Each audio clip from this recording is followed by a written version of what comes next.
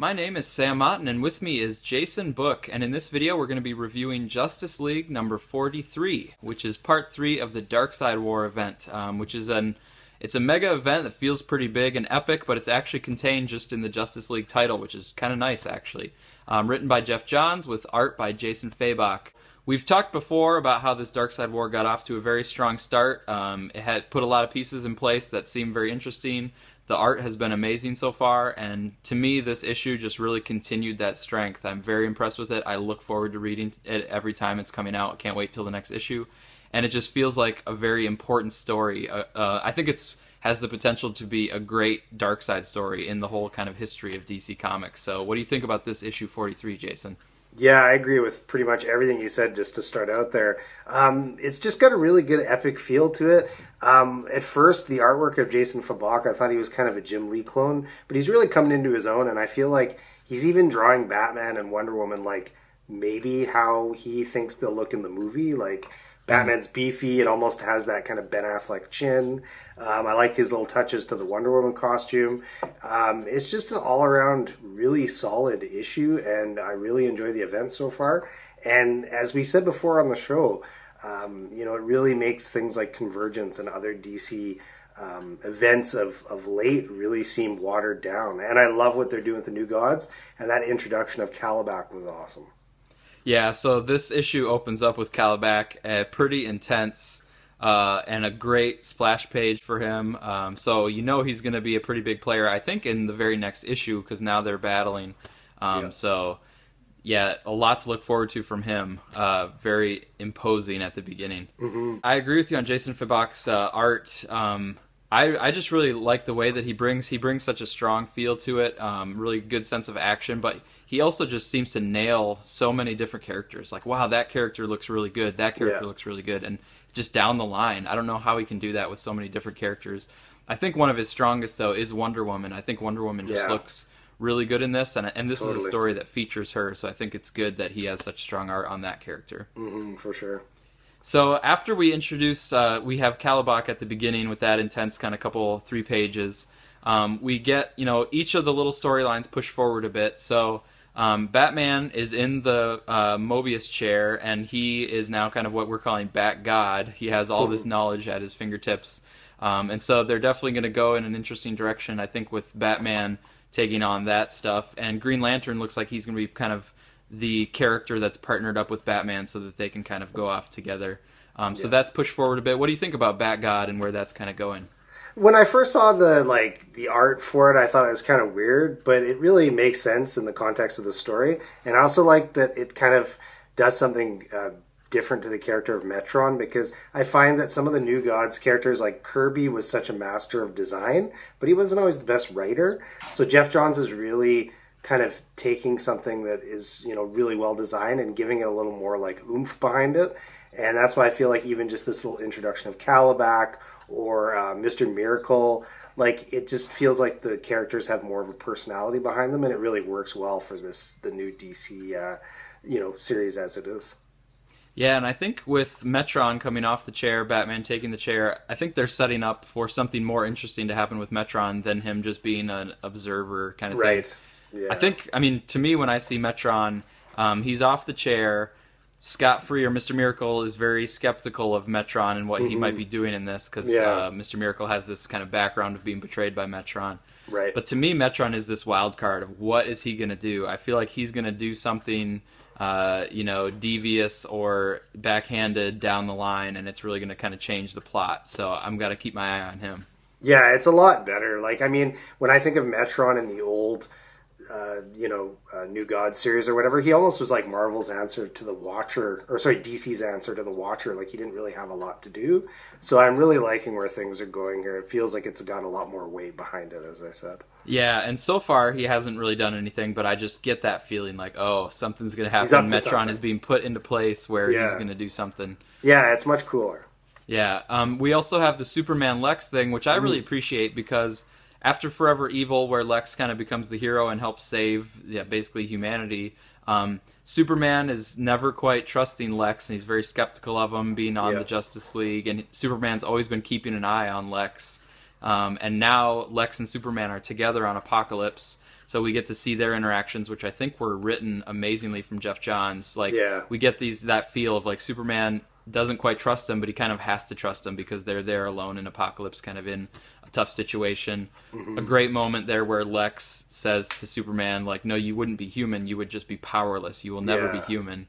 That's right. So there were some of these great moments of the dynamics between Lex and Superman. What do you think about that Apocalypse scenes? I thought it was really great, and the only thing I wish they had put in, I almost could kind of read into it in the looks in the character's eyes. That moment where Lex Luthor realized Superman doesn't have his powers potentially coming up. The old school Superman fan of me was thinking that is the opportunity that Luthor has been waiting for his whole life. Unfortunately, he kind of needs him probably to get out of there. But if it was anywhere else, I think he would take that to his advantage and do something with it. But I really liked the writing there. As he said, it was great. Johns really knows the characters. We've seen him write them both well before. So, yeah, I really enjoy it. And then as to what happens after, I'll let you bring that in. The kind of final page of it, it just seemed like a quick twist there, but obviously I want to see where it goes. Yeah. So I'll just say quickly about Lex's moment. That was, I think, a big moment where Lex realizes Superman does not have his powers on Apocalypse. Yeah. And yeah, it's a very complex situation because I agree with you that Lex would normally be like happy about that, like, oh, I have a chance now. But that the look on Lex's face is definitely more complex than that. He's actually kind of worried. And you wonder, like, where is Lex's soul at this point? Has he kind of been redeemed because of the Forever Evil stuff, or is Lex still Lex? So I thought it's great that they're playing up that sort of the mystery of where Lex's soul is, I think, in this. Yeah, for sure, I'd agree. So with that. if we just follow up the Apocalypse storyline and go to that last page, so spoiler here coming up, but Lex throws Superman into the fires thinking that there's some solar energy there that might recharge Superman. Yeah. And out comes this negative Superman. And Jason Fabok talked about having this idea in the past of having, like, draw Superman but then do, like, the negative in terms of the colors. Right. And so he said, like, oh, I have the opportunity to use it here. So I really don't know what they're going to do with Superman next, but it's definitely a striking look when Superman's coming out of the page like that. Yeah, I would agree. Visually, it's really cool. It almost reminds me, there was this Jim Lee cover years ago, I think it was Superman 212, where it's like he was almost being like electrocuted or something. So the artwork was kind of like that, except more of a black and red. But the only thing I didn't really like about the very end of it was like, okay, so as soon as he becomes this negative Superman because he's taken in too much of a certain kind of energy, maybe, why would it suddenly make him bad? Because I'm kind of thinking of the way the continuity is established in other books. The Superman, if he absorbs too much energy, wouldn't he just release it, kind of like the solar flare? So there must be something else going on there. It's got my interest piqued, that's for sure. Yeah, and so you're thinking about, is he bad? It's because the line that he says there is like, I should have killed you, Lex, a long time ago. Yeah. But that doesn't necessarily mean that Superman's on his way to kill Lex. He might be kind of saying, like, I should have killed you a long time ago, but now I realize I'm glad I saved you, or I let you live, or I don't know what the next part of his phrase is going to be. True. It just seems very un-Superman-like, that line. Yeah, and we don't know what state he's going to be in now that he is transformed like that. Yeah. So just to follow up the other main line, so Wonder Woman is obviously very central in Mr. Miracle, and they've come together, and they're still on Earth, where the Anti-Monitor is working with Grail to summon Darkseid, because Grail has this mission to try to use the Anti-Monitor to destroy Darkseid. That's kind of the bigger plot point that's going on. Yeah. So we get the first, beats of the epic showdown between Anti-Monitor and Darkseid. So what did you think about those pages? The pages that were kind of like too big to be contained in the book even. Yeah, they kind of reminded me of like the original Crisis, the way they put those together there. I thought it was kind of like a lot going on and not a lot of dialogue there, so I'd like to see more of what will come through in the writing of those scenes, but visually it was really cool. It looked great. It has an epic feel that most events that DC's put out in the recent years haven't had. So I'm expecting big things to come from it. I like the depictions of the characters, and I do like more and more I see of the Grail character. It seems to be, kind of selling me on her a little bit more. Mm-hmm. Yeah, I thought it was great. Like, the biggest boom ever when Darkseid comes through. I thought that was great, and then that's followed up by an even bigger shot of Darkseid and the Anti-Monitor coming together. The other thing I liked about that one, so it's the big double page splash where they're coming together and they have their minions kind of, behind them also coming in.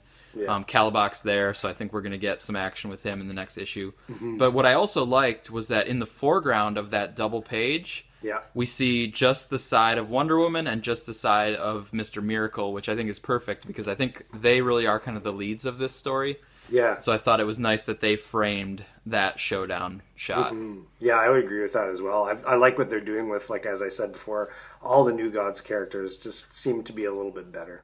Yeah, and some nice kind of poetic writing to set off the epicness of that showdown where he brings in kind of the Odysseus connection, where Wonder Woman's thinking about what she's really going to do here. We've got the Animator Darkseid. What side do we pick? How do we fight in this, battle that's going on? So it's really just the start of it, so I think we'll get a lot more of it in issue 44. One thing I wanted to do with you, Jason, is to go back to the Free Comic Book Day Divergence issue. Yep. Because they had 8 pages preview of this Justice League stuff. Yep. And they had a double-page splash where it shows Darkseid and the Animator. They've switched sides, it's from the reverse angle. But it shows them coming together, so that seems like it happened now in issue 43. Right. But along the bottom of that Divergence Free Comic Book Day issue, it had these little glimpses, like looking into the future of what's going to happen in the Darkseid War. Okay. So I was going to run through them real quick. So one Sure. shows Green Lantern, and it talks about him making a sacrifice, and we know that he's off with Batman. It shows Batman, and it says a new god is created, so we kind of see what that's referring to. Yeah. It has Lex Luthor, like, crouched down with Superman's cape, and he's wondering, like, where Superman is. So I'm not sure how that lines up with negative Superman. Do you have any thoughts on any of those three? Yeah, I probably should have looked at that again as well. I forgot about that teaser in there. I don't, like, hopefully it's something cooler than, we don't need another big character death. They've done that to death, no pun intended. Maybe it'll have something to do with setting up where Superman is at the end of everything. But, Johns has done this before, and even on some of the crossovers that DC's done before, they released some teasers for the series Countdown like that years ago, and there's always lots of cool things to read into. So, yeah, I'll have to take a look at that again. It sounds pretty Yeah, that one I just wasn't sure about because he's like with Superman's cape and it seems like his normal cape. Like it didn't give any glimpse of this negative Superman. So I wonder if they actually maybe didn't have the whole negative Superman thing laid out at the time of the Free Comic Book Day stuff. Yeah, I mean, after reading this one, the only thing I could think of is, well, the sacrifice is he had a chance to kill Superman, but he couldn't do it. I don't know. Yeah, I mean, don't know. it's such a main thing for Lex. Right? One thing that's confusing too is the next little glimpse is Aquaman, and it says like a king, is drowned. I'm like, oh, I haven't really been following Aquaman very much, and I don't think he showed up in this issue at all. No, he didn't. I didn't even see him in the background. Yeah, and then it has Cyborg and Shazam together, and it says, that the magic and the technology die. So that one I think is still coming. We don't really know what that is yet in issue 43. And then it says Mr. Miracle will be caught. So I think that's around the corner as well. And then it says Wonder Woman's going to have to kind of take her place in the world and fight. So some of it, it already lines up. Some of it is still to come, I think, with Cyborg and Shazam and Aquaman maybe, Mr. Miracle getting caught. Yeah, how long is the how many parts there are to this storyline? I was trying to remember that. I should have looked it up. I feel like it might actually be 6, but then they announced these tie-ins at Comic-Con. Yeah. So it might be actually like 10 now or something. Yeah, because like it has a six feel main like it's not halfway over, but who knows, Right. Yeah, and I think, if the main line is 6, but the tie-ins might, actually blow it out so it's even bigger, and it might follow some of these subplots along further. Yeah, all I know is so far it's really solid, and it's kind of what they should be doing with their event books if they're going to put them out. Yeah, and I know Jason Fabok, he says he's trying to keep up with all of it, but it's a lot of work, which I can imagine drawing all that stuff is amazing. So especially that style. Yeah, I think he's maybe not going to do 100% of the art. I think he's maybe having somebody like pinch hit for him a little bit just because he can't keep up with all of it because he's only human. So yeah, well, he's doing a great job. Yeah, I agree. So looking forward to the next one. I really can't wait for 44. Yeah, me too. It's really on the right track to just be something to remember, which would be great.